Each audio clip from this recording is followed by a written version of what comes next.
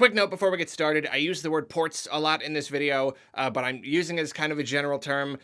Sometimes it means ports, sometimes remasters, stuff like that. Any old game that is brought to a new system. I just wanted to clear that up so that not like literally every single one of 5,000 comments is like, that's not a port, that's a remaster, that's an enhanced port, that's whatever. Anyway, that's enjoy the video.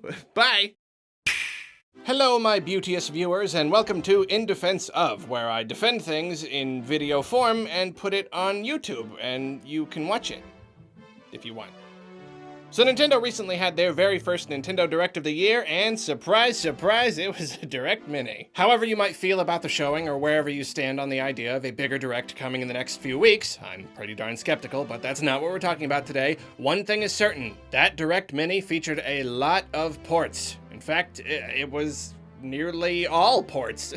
They could have called it a Nintendo Direct Porty. That's a great name.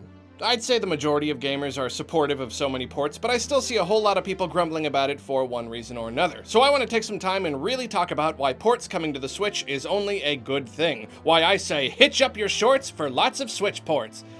Or go happily Twitch for more ports on Switch. I can't decide which one I like more. So let's get the most obvious thing out of the way first. Some people seem to hold on to this misconception that a port comes in lieu of a new game. As in, Nintendo could have worked on something new, but instead they made this port. Man, if only Nintendo hadn't released those 3 ports, then we would have had 3 new games.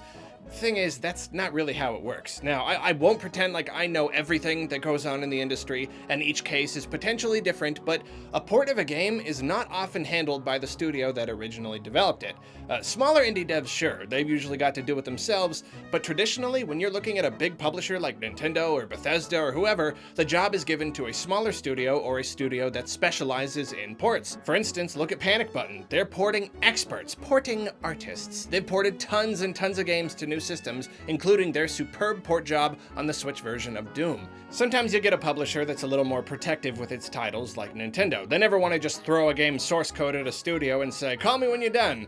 They want things to be done the right way. They want to tweak their games to better suit their new platform. So yes, they do put a little of their own development team on the job, but it doesn't seem like it's ever very much. Most often there's another studio helping out with maybe a few key staffers set in place to make some big decisions. Twilight Princess HD was co-developed by Nintendo and Tantalus and produced by Eiji Aonuma. Wind Waker HD was all done in-house with Aonuma producing for that as well, but the whole thing only took 6 months to make, and there's no evidence to show that it significantly hindered Breath of the Wild's development or anything.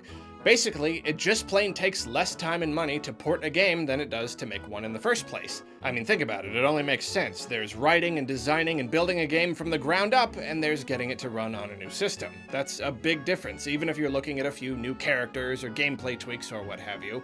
I can guarantee that whoever might be working on it, the Tropical Freeze port isn't greatly affecting whatever Retro is currently working on.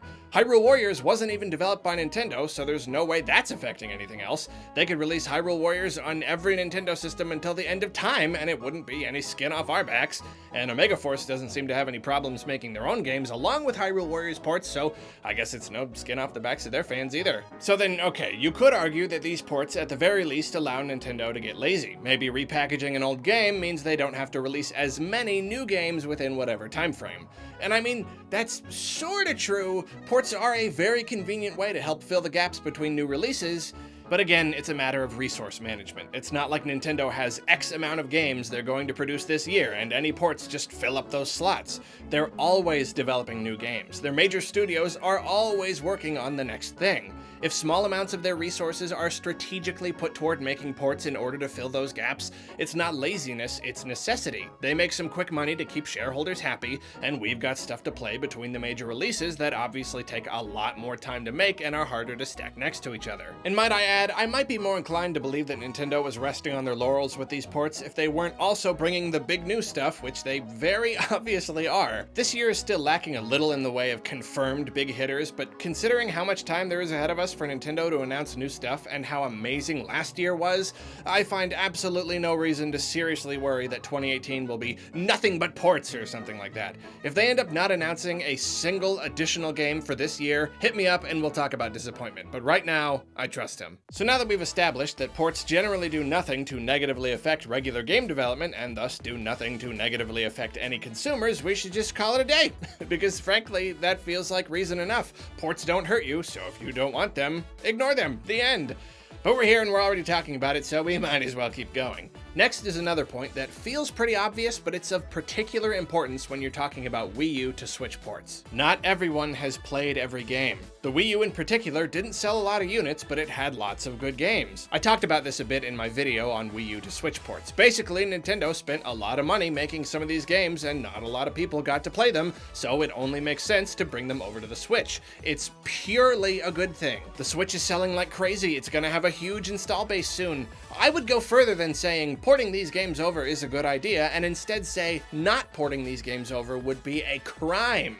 Donkey Kong Country Tropical Freeze is one of the best examples of a terrific game that just didn't get a fair shake on the Wii U. It sold a fraction of the units that DKC Returns did because only a fraction of that original game's audience owned Wii U's. Same goes for a number of great games that lots of people thought were cool, just not cool enough to drop $300 in order to play. And even for those of us who did have Wii U's, that still doesn't mean we played every single good game. I never got around to playing Hyrule Warriors, and you know what? Now I'm really stoked to get it on my Switch. Then look at third-party stuff. There are tons of people who are getting Switches right now who haven't been into gaming for a while, or maybe they're hardcore Nintendo fans who haven't branched out much, whatever.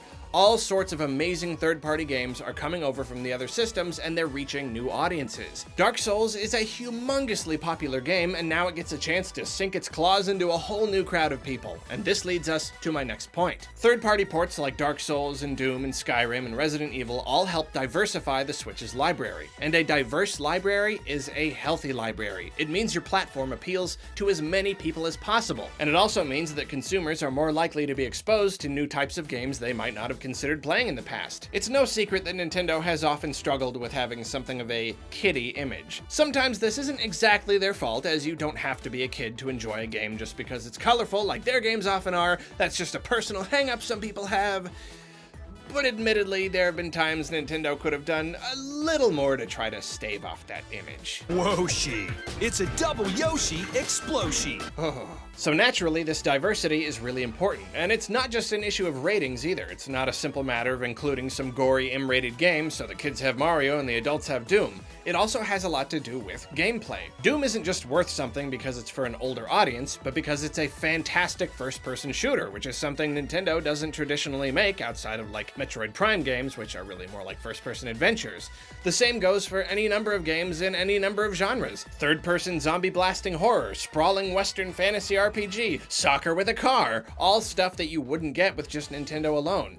Sure, in a perfect world, there would be more third-party exclusives or a higher number of new multi-plat games over older ones, but there's no denying that even an older game, as long as it's a great older game, improves the system's library and adds more of that valuable diversity. The more there is to play on the Switch, the better the Switch is. Period. And that also very conveniently segues into my next point. A good game is usually good forever. Sure, some games age more poorly than others, but for the most part, if people enjoy a game, people are going to be enjoying that game years down the line. So, assuming port jobs are handled correctly, I don't feel that there should be some arbitrary limit to how many times a game can be moved from console to console or how long it should take before it's deemed appropriate.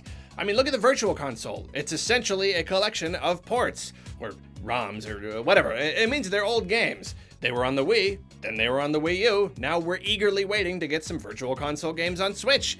And I don't hear anyone being like, oh, way to repackage Link to the Past again, Nintendo, because at this point it doesn't feel like a repackaging. It just feels like those old games are coming along with us in our hardware, so no matter what, we've always got access to them because they're great games and there will never come a time when we're all just permanently done with them. So why can't the same be true for games from consoles that come after the N64, or does the grace stop at the GameCube? Does a game or a platform have to be 10 or 15 years old before we stop seeing it as laziness and greed and start seeing it as preservation and providing customers with options? Why should we have to wait that long? If I never had a GameCube but I have a Wii, having the option to play Pikmin 1 and 2 and with new controls to boot is only a good thing. If I never had a PS3 but I have a PS4, having the option to play the Uncharted trilogy is only a good thing. If I never had a Wii U but I have a Switch, well, you get the picture. We're already heading toward a future where basically every old game is available for you to instantly buy and enjoy, So if we know that these old games aren't hurting anyone, why would someone fight that? It feels like a lot of the time when someone has a serious problem with ports, it's because they're looking at things from a very subjective standpoint, or they're sort of going with their knee-jerk reaction without really thinking about the issue, without thinking about all the different elements in play. Sometimes maybe they think a port job means one less new game, like we talked about earlier. Maybe they already bought the game in question when it came out, and now they feel cheated that a better version is coming to a newer console. Maybe they can't help but see any sort of re-release as nothing but pure corporate greed, or maybe they just don't like the idea of other people on another platform enjoying a game that they already enjoyed on their superior platform.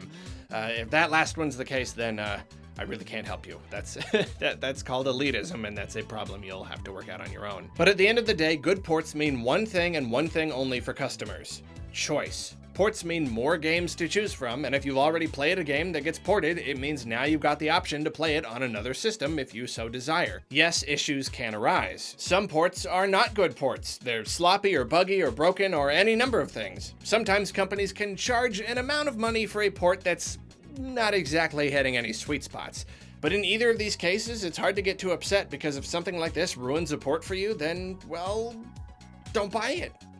I don't normally take the stop complaining and if you don't like it, just don't buy it stance. I mean, this is a gaming channel. I love complaining. We all do. That's what gamers do.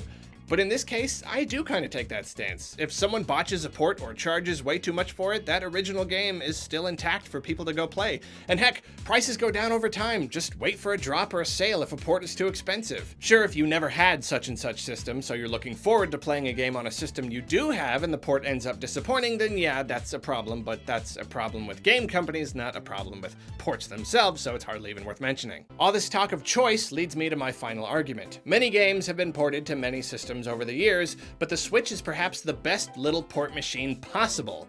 And you might have heard me talk about this in my video, The Switch's Unique Opportunity. Man, I'm getting really good at this whole plugging old videos thing.